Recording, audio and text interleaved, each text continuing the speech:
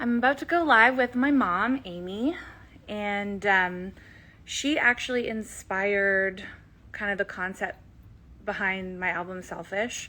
She's the original working mom. She's the original do-it-yourselfer. She is a singer-songwriter, entrepreneur, and and she's here. Okay, she's waved at me, but I think you have to request to join. Perfect. Well, I was gonna do an intro before you got on, Mom, but you're an eager people as well, because the idea that you and I could wrap a conversation in 15 minutes is harrowing. Um, Wait, did I invite you? Oh, hi. Hello. Hello. How are you? Good. You started off great with the intro. Thank you so much. Would have been great if I had time to finish it, but I understand there was a knock at the door, had to answer it. Okay, first question, because I think I'm going to have to rush us through this, because usually 15 minutes is how long it takes us to get off the phone. Like, okay, goodbye. And then 15 minutes follow where we're like, oh, but actually, can I just tell you this one thing?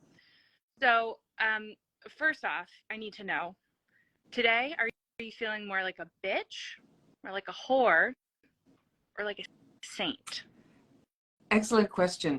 Well, as you know, Dad and I have just moved, and I think that I don't like that this started with Dad and I.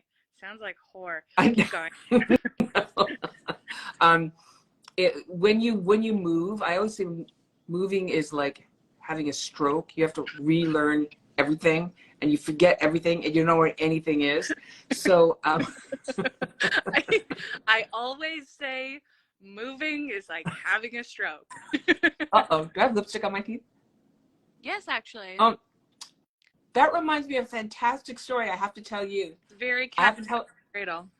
about you telling people I had lipstick on my teeth, but let's save that. That was a good one.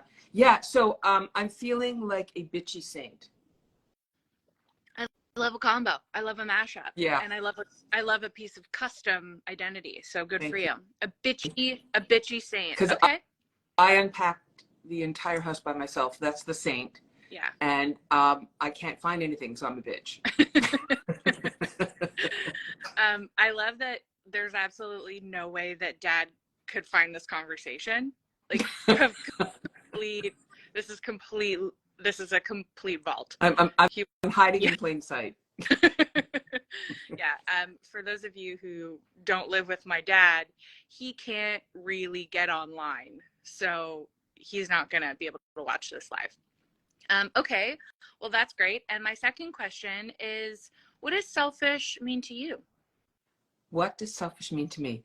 You know, when you told me that the title of your album was Selfish, and you warned me that it wasn't pointed at me, but you were linking hands, arms with me, I loved that you're owning the idea of being selfish, because to me, when you say selfish, like together with no hyphen, it's like you're being egocentric, which is not what selfish means.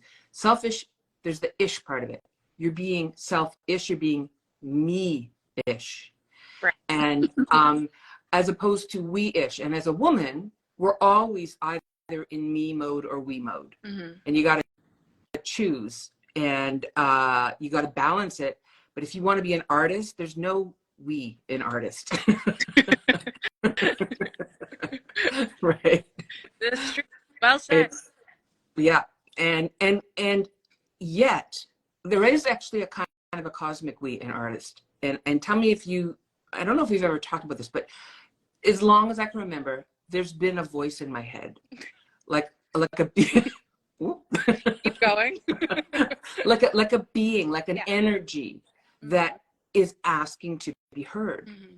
And it's of me, but it's also from outside me. Mm-hmm. And when you're an artist and you ignore that voice that wants to be expressed, whether it's music or art or dance or writing or whatever it is, ignore it at your peril. Mm-hmm. Because it will do anything to get your attention, including making you sick, including making you depressed, right? And so being you gotta be me-ish. You know, you gotta listen, you gotta give that energy within you space. And usually that means alone time. Yeah. Yes. Well, part of why I felt comfortable, and I've always felt like you gave me a lot of like professional courtesy to say whatever I want to say about myself and our relationship and whatever. Like, I really appreciate that you have always encouraged that kind of, like, when it comes to expressing yourself via art or music, you've always been really clear that, like, you know, that it's not about the mother-daughter relationship, or, you know, it's not about putting other relationships I have first. It's about, like, honoring the vision for what I'm trying to make. And I really appreciate that you not only encouraged that, but you also modeled it.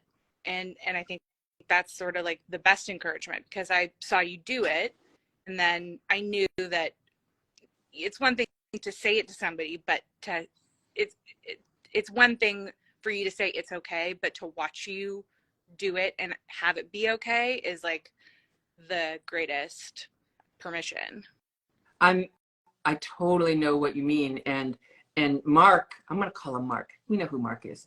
He was a mentor for me in that area as well.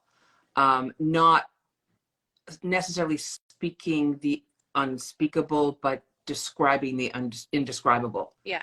And I can see that in your work too. You find ways of expressing things visually with pictures and with images that I very much, not that you were influenced. I don't know if you were influenced by him, but you both, you know, have that gift. Yeah. But I'm curious, what is something that I sung about or a topic I covered in a song that was like, oh, we can talk about that? Um, you know, I remember as a little kid, you telling me that, oh my God, I can't even remember the song title, but it's on Cool Rain, and you said it was about your dad. Oh, yeah. If you could see yourself. Yes. Yeah. Yeah. Yeah. And I think he had recently passed at that time. The timeline is sort of blurry, but you must have probably started writing it while he was alive. And I actually, yeah, I'll tell you the story after. So yeah. oh, What do you remember? there's not much more to it, but I knew, obviously, like, I will take care of you. For big reveal here, my mom lists my birth date in that song, and she gave me the biggest, like, show mom PR move ever. She gave me an extra year. She said I was born in 1991. And but just the fact that I watched you bend the truth in tiny ways to create a story. Like, I saw you understand what was powerful about your story and pick and choose, not be too precious about, like, well, it didn't happen exactly that way, and to connect it to the larger story. Like, I write songs now all the time that are not about Liam, but they're love songs, and they're about relationships before, or they're darker sides of our relationship. And I think he understands that I am playing that out in a safe place within music, so that I'm not tortured by questions and whatever. And I think I knew to look for that in a partner also, because that was something that was modeled between you and Dad. Yeah. You know, you're reminding me of something I call the Marie Curie theory of songwriting. And Marie Curie was a doctor, and she wanted to study disease. So she used to infect herself with diseases so she could record the symptoms. Right. And I've always been that way. Like, when something's happening in life, it's not like I make a bad thing worse so I can write about it, but I don't. But as it's happening, I'm like, oh, like I'm part subject, part object. Yeah. Like, oh, this is what it feels like when somebody does this to you, and I gotta remember this. I gotta write about this. You know? Yeah, totally. But but the emotion is real. But the story is bears no resemblance to people living or dead. Yeah, totally. And I think that that's such a healthy way to, like, talk things out. I mean, like I have so many songs that I would never want to release, but they're sort of me talking things out with myself. Interestingly enough, I do kind of feel like TikTok is a nice place to just like throw some kind of half-baked, silly song up that is kind of like that. Well, okay, I wanted to keep it light, and I feel like we've gone like 100 layers to the underworld here. But I did also want to just say for the listener watchers, me and my mom have the same birthday, and we're the only object in the zodiac. And I do feel like I don't know. That has always really resonated with me, like being an object, not like a goat or a lion or something, like just being. My favorite Sky Jordan's on Insta Live. Hi, Jada. Oh, hi, Jada. Yeah, where the Libra, where the scales. I never thought about that. That's so cool. Yeah. You are being nerdy right now, and I love that. How am I being nerdy? Oh, just like it's an obscure fact, you know. Yeah. And you know, in your the bio you wrote about me, you called me nerdy and flirty, and talked about my tap dancing and my rubber stamping, which. Well, you are a very curious person with many interests and the ability to deep dive on something that you find interesting to honestly a disturbing degree. Really, but short. 6 months at max. No, you were into card making for a couple years. Yeah, it's true. No, it's true. But yeah, but I go in bursts. Yeah. I would love to, have some more time for card making. I can't, like, I'm curiosity killed the cat. Like when someone then catch my interest, I'm like, oh, I gotta dig into all that. Yeah. Well, it's why you know so much, and it's why I can text you many obscure questions about language or craft queen. True. Yes. Do we have any crafters on here? Drop a heart if you're a crafter. I was actually supposed to have a crafter noon with a couple friends in the park tomorrow, but I don't think it's going to happen with this Hurricane Hillary. Here's a question. Do you think that Hillary is an appropriate name in 2023 for a hurricane? Different name? Yeah, I know. I think it's an American hurricane. Yeah, no, I think it's personal profiling. Yeah. I think that's wrong. I think it's wrong. Can I just point out that we're both wearing shades of beige today? Right? Check our horoscope. What does it mean? Because I almost never wear this color, and I was feeling it. Yeah. Me too. I know. Twins. You're giving 2 daughters that are crafting. Yeah, crafting is. There are people who are really making an art, and there are just those who are using glue, and there's a difference. What were you going to do in the park? Knit. My friend Tina she's knitting up a storm. She said it absolutely changed her life. Like knitting is her therapy, and she just like it's like kind of blowing her mind how much she loves to knit. And I was like, I would like to knit. I'd like to make a little sweater, maybe start a hat or a scarf. Yes, but you'd be great at it. Zoe makes great quilts. For anyone who's watching, you might not know that. Little things you didn't know about Zoe. Yeah, is that one of yours? Oh my God, no. Oh no. This is master weaver, Liam's auntie Annie, and she like hand dyed all the thread, like all the. I think she maybe made the thread, dyed the thread, wove it. It's huge. It's really unbelievable. Doesn't it kind of remind you? I feel like I'm in Grandma's therapy office. 100%. I thought that was one of my mother's quilts. No. Yeah. That's so cool. Not even a quilt, but yeah, I know. I didn't realize it until I could see myself sitting in front of it asking people personal questions, and I was like, Grandma? Yeah. Right. I know you wanted some, and by the way, there's some fabulous comments coming in here. It's almost been 15 minutes. There's stuff I want to talk to Zoe about. I know you only there was another way to get in touch with each other, but there's not. No.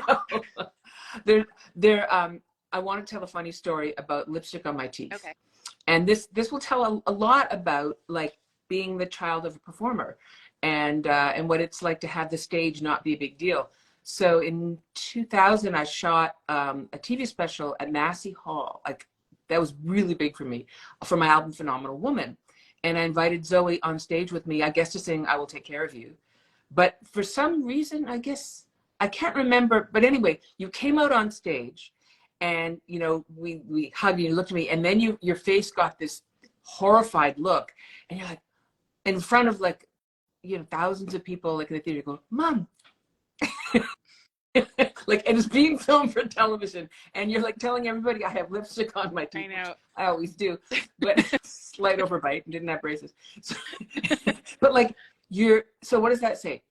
No big deal on stage. You are not afraid to share private things publicly. Yeah. We have the kind of relationship where you can tell me I have lipstick on my teeth and it'll make me laugh and won't make me mad. Yeah. But also it's weird because I have such stage fright. So I don't know when that ended, when that comfort ended. Maybe I need you to be up there. I'll just come on stage with you. It won't be, yeah. That would be healthy for us. The other funny thing I wanted to say, I can't remember now, but I wanted to ask you, looking back, like, what did you think maybe was something about being the child of a performer that you thought was normal, but that other people would be like, what? Honestly, the kinds of clothes you have. And to this day, I don't have, like, I have a lot of stage clothes that I don't wear on stage, but I think it's like a part of my wardrobe that I need filled out, you know, in case the big call comes. and I'm playing the Hollywood Bowl tonight. I don't know. Yeah, I think honestly, like, the idea of being like show ready.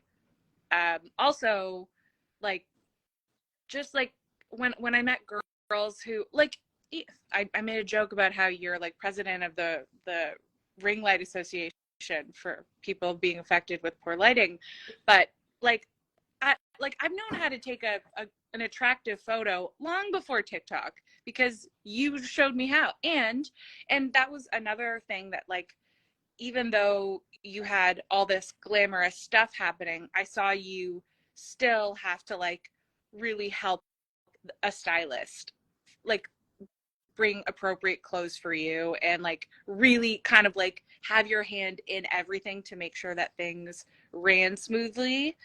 And that was really valuable because I think it's really easy to be like, oh man, things didn't go my way, but I watched you make things go your way.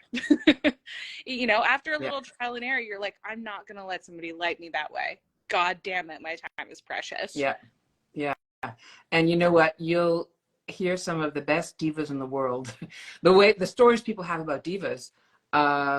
I worked with, speaking of Phenomenal Woman, when I this is going to sound like really name droppy, but It's just all of a day's work for me. When I produced Phenomenal Woman for Olivia Newton-John and a bunch of women, one of the women, and we want all the women that were singing on the song had been impacted by cancer, either themselves or someone close to them. And we were recording in LA, and we had Diane Carroll as a friend of Olivia's, and she lived with, I believe she was a cancer survivor herself. She came and she sang. Gorgeous, first African-American woman ever to have a TV show, but you cannot light African-American skin the way you like Caucasian skin. And she, I don't know if she told me or if someone else told me, but in her heyday, she would bring her own lighting guide to every gig because gotta do it. You would think that a studio could figure that out. Yeah. But they won't. Or that they would think about it beforehand. No. Yeah. And yeah, well, it's funny where I took, you know, a good 5 minutes setting up my ring light at a flattering angle. And you have one now? It's very subtle. It's not reflecting in the glasses, and that's a mark of a pro. Interesting. Yes, because it's twisted to the side. So it's soft light. But every single video that you'll see, if you look on YouTube, you always see me looking up into the camera. That camera literally was, my director was on a ladder. he was 6 feet above me. That was my angle. We found it, right? Mhm. And that's within every video. But how long did it take you to find it? And was it awkward being like, higher, go higher? This is because I've been in situations where people be like, you look good. I'm like, bitch, I don't. Or I could look better. Keep going on up on that ladder. I am 100%. I didn't do it on my very first video. Didn't do it on my second. It was when I started working with Warren Sonoda. This is my 4th video that I did, I think, with Warren, and that we figured it out in every video since. And but I'm the person that I will do a take, and then I will go behind the camera and I'll ask them to show it to me. And do you find that people get annoyed and feel like you're micromanaging them? If you do, you're working with the wrong director. Right. Now you sound like Kris Jenner. No, you have to, because you know what? The other thing is, it's fascinating how different people see you. Yeah. And it's not necessarily good or bad, it's how you like to be seen. You got to see yourself the way, you got to show people the way you want to be presented, the way you want to see yourself. Right. And that has to go, maybe this is a great thing to end on. Authenticity, being who you are, finding out who you are, and finding a way to communicate that in every aspect of your creativity and your output is the #1 key to success. And I got my first record deal when I was 22.